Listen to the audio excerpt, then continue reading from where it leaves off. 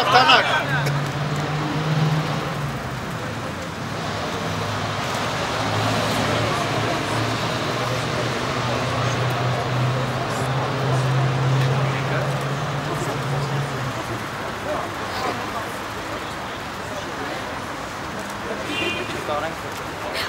Իսկ ձեր հաջորդ քայլը որն է լինելու։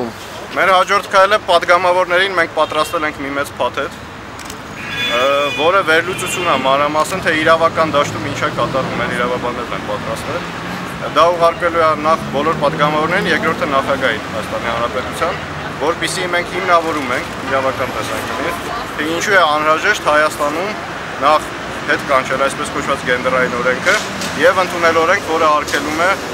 այլասերման քարոզը անչափահասների շրջանում։ Նման օրենք գոյություն ունի Ռուսաստանում, բայց ես կարծում եմ, որ ռուսական տարբերակը շատ մեղմ է։